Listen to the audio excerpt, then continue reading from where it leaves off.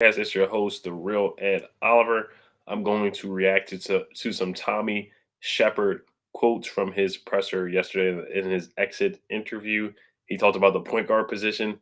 He talked about the team's identity, and he also talked about his relationship with Bradley Beal and him possibly coming back to the Washington Wizards. And there's also a Bleacher Report mock trade of a trade of John Wall coming to the Wizards. I'm going to react to that mock trade towards the end of the show and talk a little bit about the play-in and the lottery odds. Let's get to it. You are locked on. You are Locked On Wizards, your daily Washington Wizards podcast. Part of the Locked On Podcast Network. Your team every day.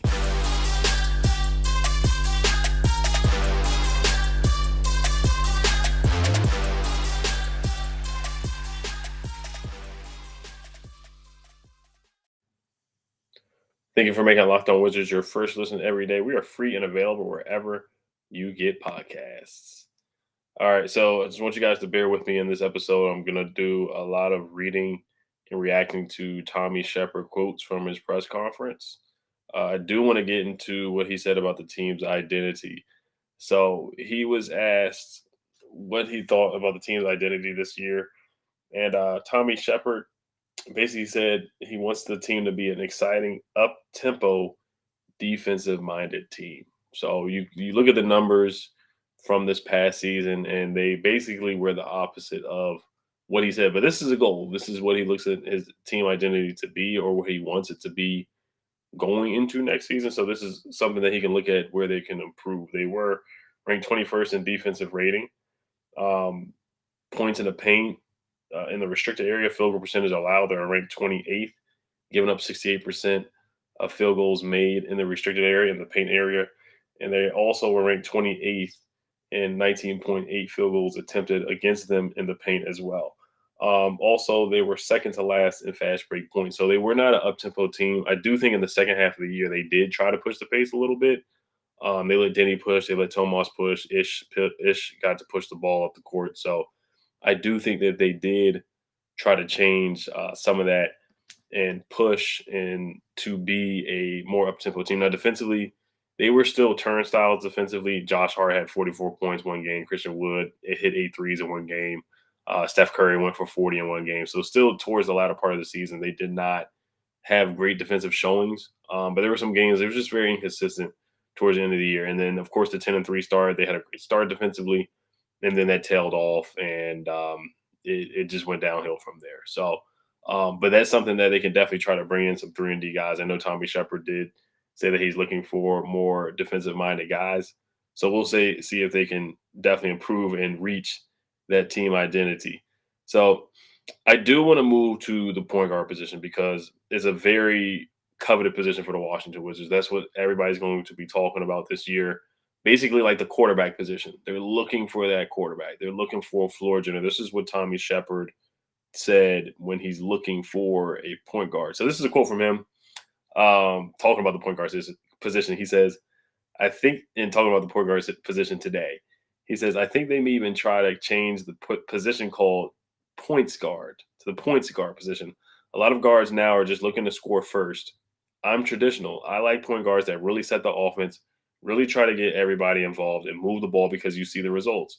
I think we need somebody who's going to be a pass-first point guard. I think we need to see somebody that'll be able to contain the dribble on the defensive end and help us keep people out of the paint. Those are probably some of the prerequisites we're going to be looking for. You have the draft, you have free agency, you have trades, you can claim people off waivers. There are certain ways you can build your roster. We're going to exhaust every avenue to help ourselves with that position. So I would just say be prepared for anything to happen at that point guard position. I do not see it coming from the draft. I did listen to Tommy Sheppard in an interview on Team 980. He was on the Chris Russell and Pete Medhurst show on Team 980. He said most likely the starting position will not be coming from the draft. I know some of the point guards that are available, like Ty Washington, Kennedy Chandler. Personally, I would not throw those guys out there to start either. And maybe, I don't know if of course he's talking about Spencer Dinwiddie, talking about, him being a points guard, and Spencer Dinwiddie he's not a point guard. He's a combo guard. That's what he is. He's at best being a sixth man. So Tommy made a mistake there with the evaluation, bringing in Spencer Dinwiddie to be a point guard and to be a pass first point guard. If that's what he thought Spencer Dinwiddie was going to be, then yes, Tommy Sheppard did him and Bradley, but Bradley Beal wanted Spencer Dinwiddie to come in as well and be that point guard position to play alongside, himself. So both together, they definitely botched that acquisition there, that signing, and now they're looking for a pass first guy. Tomas did a solid job of being a pass first point guard. I thought Ish at times in the second half of the year. He actually talked about Tomas as well. He said Tomas Satoransky did a great job this season. He played at a really, really good level, and that would be the right fit, probably something like his mold, like a pass first point guard. That's what he's looking for. There's another quote about the point guard position as well. Ideally, you have a guy. This is quoted here. Ideally, you have a guy who can keep us organized, who can defend his position, obviously make a shot when the ball finds him. But I don't think you need a guy that's tasked with having to orchestrate everything, he said Tuesday. I think that's a lot to ask for. Those guys don't exist. There's not, I don't think, 5 to 10 names left when you look at a point guard, look at the true essence of a point guard. I think they're hybrid guys and they're players. You try to find the best talent, the best complementary player for this group. So essentially, as well, that I interpret from this is that it doesn't have to be a big name guy. It doesn't have to be, I know the 4 names that Chris Miller put out there, 4 or 5 point guard names, DeJounte Murray or Malcolm Brogdon. Trying to think who else was available that he put out there. He put John Wall's name in there as well. It could be a point guard by committee next year. It could be somebody like a Tyus Jones, so you got to be prepared for, acquisition like that. Somebody who can just run and initiate an offense. You see when Brad Wanamaker was there, he just initiated the offense, next to Bradley Beal. I think the best fit for Bradley Beal is a pass first point guard. And that's what John Wall was a couple years ago. He'd bring the ball up, he'd run the ball up, going up at almost 90 miles an hour. He would get the offense going. And Bradley Beal was at his best next to John Wall. Bradley Beal was at his best in 2020. He had his best season statistically, was all NBA when Russell Westbrook was bringing the ball up and finding Bradley Beal for open spots as well. So he is looking for somebody to come in and initiate the offense for Kristaps Porzingis, get Porzingis involved, get Kuzma his shots, get Gaff set up for alley-oops. He's looking for a pass for a point guard, but somebody who is also a threat to shoot and knock down the three-pointer or a wide-open jumper as well. So it is going to be interesting to see what they do at the point guard position. But I do want to get to some other quotes here. And I do want to get to how he talks about Bradley Beal later on as well, and his relationship and him leaning towards the Washington Wizards. But before we do get into that, this episode is brought to you by BetOnline. BetOnline.net is your number one source for all your betting stats and sports info. Find all of the latest sports developments, league reviews, and news, including this year's basketball playoffs and the start of the Major League Baseball season. BetOnline is your continued source for all your sporting wagering information, from live betting to playoffs, esports, and more. Head to the website today or use your mobile device to learn more about the trends in action. BetOnline, where the game starts. Thanks for making Locked On Wizards your first listen. For your next listen, check out the Locked On Now podcast, nightly recaps of every NBA game with analysis from our local experts. It's free and available wherever you get podcasts. All right, so let's get to some more quotes from Tommy Sheppard that I thought stood out to me here. He did talk about some of the young guys, and he talked about Denny Avdia and his summer league, what's going on with that, because I did talk about Denny yesterday. So I do want to get to a quick quote on what he's looking from Denny this season. So someone asked him about Denny Avdia's playmaking ability and how much will he have the ball when everyone comes back, such as Kyle Kuzma or Kristaps Porzingis, and also whenever Bradley Beal comes back, when they have a full roster next season. And I thought that was a valid question. That's the same question that I had for Denny as well. He says, Denny can carve out his minutes with production. His left hand has more fingerprints on it than his right hand, which is true, just poking a joke at Denny, a.k.a. Big Dreidel. He does have to work on his left hand. He said he never uses his left. Quoted, DHOs dribble handoffs and he can use Denny as a secondary playmaker. He saw him bring the ball up a lot to initiate the offense. So that was good news for me. Also, he did say that Denny will be playing in the Israeli league this over the summer. Most likely he will not be playing in the summer league. He'll be playing over in Israel. And he said he loves when guys go overseas and play for the country. It's a big fanfare. event, and he encourages Denny to go do that. So most likely he will not be playing in the summer league, but that is some good, competition for Denny to play over there, play for his country. And like I said before, this is a huge offseason for Denny. I'm happy to see him be available to play, and not worry about injuries or anything like that. Or like I said, in 2020, he had to deal with the virus restrictions and whatnot. So this will be a real this will be Denny's real first offseason not coming off an injury. He played all 82 games, so I'm excited for him on that. Also, a quick nugget here. Someone asked him about Corey Kispert playing in the summer league. He says most likely no, but he will be in camp at summer league. Actually, he didn't definitively give an answer. What he was quoted to say, he wants to give other guys an opportunity to play, such as Jordan Shackle, guys that are on 2-way contracts and Exhibit 10s contracts. Because if Corey Kispert is there, a lot of guys will probably be like, oh no, I don't want to play for the summer league team because I won't get an opportunity because Corey Kispert is going to get a lot of shots. So that was that on Corey, and also Denny talking about those guys' play. So yeah, we can get to Bradley Beal here really quickly. I do want to pull up a couple quotes. He also talked about Wes Unseld Jr. on how Wes weathered the storm and made adjustments over this year, dealing with a lot of adversity. He committed Wes Unseld Jr. in his first season, his rookie season, just saying that he learned how to communicate with guys instead of watching film. That he wanted to, Wes had to connect with guys and build a relationship. So that's a lot that Wes had to learn there. We had a lot of adversity this year with, things going on in the locker room, and, the whole Davis Bertans and Denny Avdia altercation, and KCP and Montrez altercation. There was just a lot of guys and a lot of playing time that he had to distribute out. So it was tough for a first year head coach. He talked about how Wes handled clutch moments. The Wizards were pretty solid in games that were decided by 5 points or less. So that is one thing that Wes did a solid job on. But I thought, Wes definitely needs to work on some adjustments and some rotations here. Porzingis and Gafford, I think he needs to play them more next season. I thought he waited a little too late on that. And then also, Neto, I think he had Neto in the lineup just a little too long towards the end of the season as well. Then he inserted Sato finally into the lineup as a starter.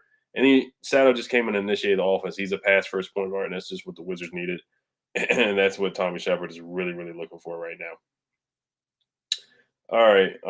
He also talked about how Rui got better from the three-point line. He said he improved. He commended him from, a guy coming back and missing training camp. That was huge for him as well. He shot the three-point ball very, very well. So let's get to some Bradley Beal quotes here. That's the hot topic here. July 1st is when he can make a decision on whether he's going to come back for free agency or go to a different team. This is a quote from Tommy Sheppard here. He says, I feel every indication he's given me is that talking about Bradley Beal, quote, I feel every indication he's given me is that he wants to be here moving forward. I stick to the 10 years of confidence I have in the relationship we've had.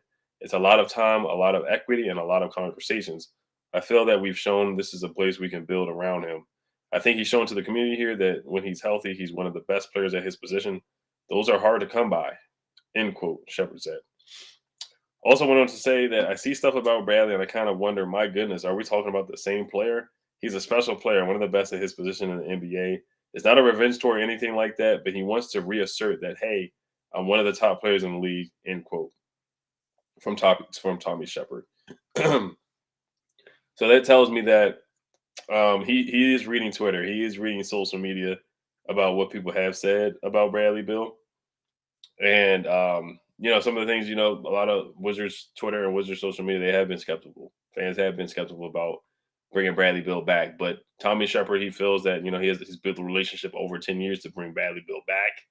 And that's the decision that they want to make. We already know that Bradley Beal is playing the assistant GM role. We saw him on the post-game interview on NBC Sports Washington saying that he wants taller guards and, he wants dogs on the wings and different requests like that. So, Tommy Sheppard feels very comfortable. And Bradley Beal has $252 million reasons why to re-sign with the Washington Wizards. But you do have to understand in the back of your mind that, hey, there are going to be other teams that are going to be making pitches or selling to Bradley Beal.